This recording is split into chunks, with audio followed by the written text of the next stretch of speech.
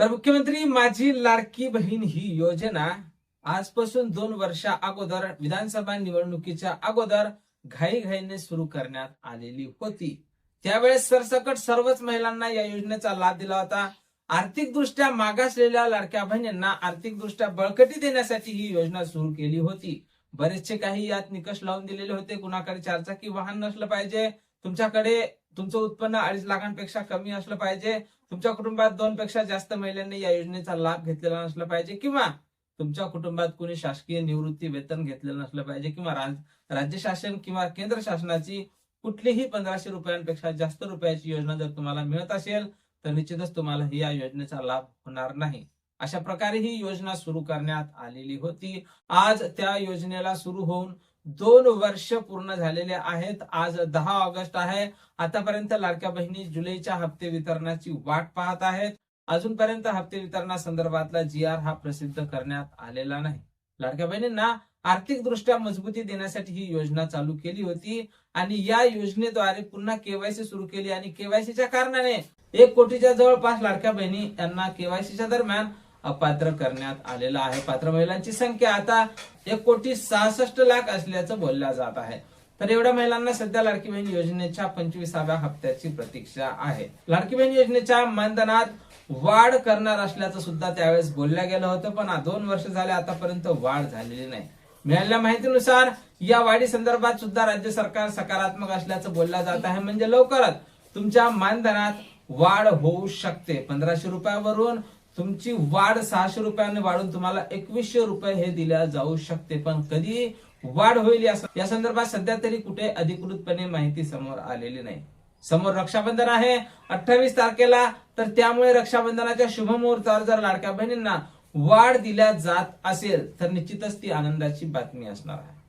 आज 10 ऑगस्ट आहे। आज जर हप्ते वितरणासंदर्भातला GR प्रसिद्ध झाला तर जुलैचा हप्ता 15 तारखेपर्यंत लाडक्या बहिणींच्या खात्यात जमा होईल आणि जर वाढीव हप्ता येत असेल तर मग निश्चितच 28 ऑगस्टला म्हणजे रक्षाबंधनाच्या शुभ मुहूर्तावर लाडक्या बहिणींना ओवाळणी म्हणून 600 रुपयाची वाढ त्यात केली जाऊ शकते आणि तुम्हाला रक्षाबंधनापासून समोरचे जे काही हप्ते येतील त्यामध्ये वाढ होऊन येऊ शकते। म्हणजे 2100 रुपये तुम्हाला जमा केले जाऊ शकते। सध्या तरी वाढीव संदर्भात कुठेही चर्चा दिसत नाही। लाडकी बहीण योजनेच्या मानधनात वाढ करण्यासाठी वाढीव तरतुदीची सुद्धा सध्या कुठे चर्चा दिसत नाही। त्यामुळे वाढ होईल की नाही हे सध्या सांगता येत नाही, पण कसलीही शक्यता ही नाकारता येत नाही। जरी येणारा हप्ता तुम्हाला 1500 रुपये येत असेल, पण जर रक्षाबंधनाच्या दिवशी जर तुम्हाला हप्ता येत असेल तर मग निश्चितच तुम्हाला 2100 रुपये इतकी वाढ होऊ शकते आणि राज्य सरकारने यावर भर द्यायला पाहिजे आणि लवकरच लाडक्या बहिणींना 2100 रुपये म्हणजे मानधनात त्याच्या वाढ करायला पाहिजे। या संदर्भात 2 वर्ष अगोदर राज्य सरकारने सांगितलं होतं, आम्ही जर सत्तेत आलो तर लाडकी बहीण योजनेच्या मानधनात वाढ करून 2100 रुपये इतकी करू। वारंवार राज्य सरकारला या संदर्भात विचारणा केली असता राज्याचे मुख्यमंत्री असतील, उपमुख्यमंत्री असतील किंवा महिला बाल कल्याण मंत्री असतील यांनी स्पष्ट सांगितलेलं आहे की वेळ आल्यावर आम्ही लाडकी बहीण योजनेच्या मानधनात वाढ करू।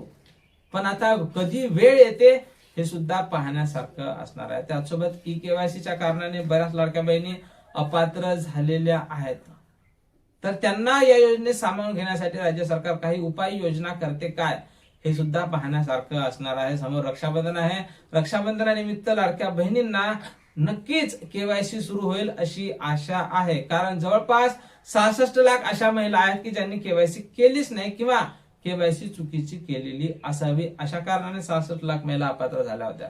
तर निश्चितच त्या महिला आता केवायसी सुरू होण्याची वाट पाहत आहेत आणि आमच्या सुद्धा कमेंट बॉक्स मध्ये हा प्रश्न नेहमीच विचारला आहे की केवायसी ही कधी सुरू होईल।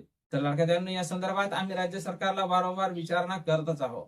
जशी काही नवीन माहिती, नवीन अपडेट आपल्याकडे उपलब्ध होईल सर्वप्रथम त्या संदर्भातला व्हिडिओ तुम्हाला आपल्या चॅनलवर पाहायला मिळेल।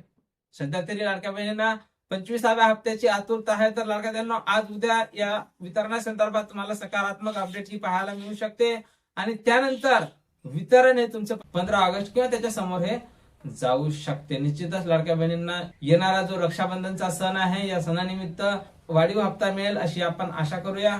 भेटूया पुढच्या एका नवीन व्हिडिओमध्ये महत्त्वपूर्ण माहिती सोबत। जय महाराष्ट्र।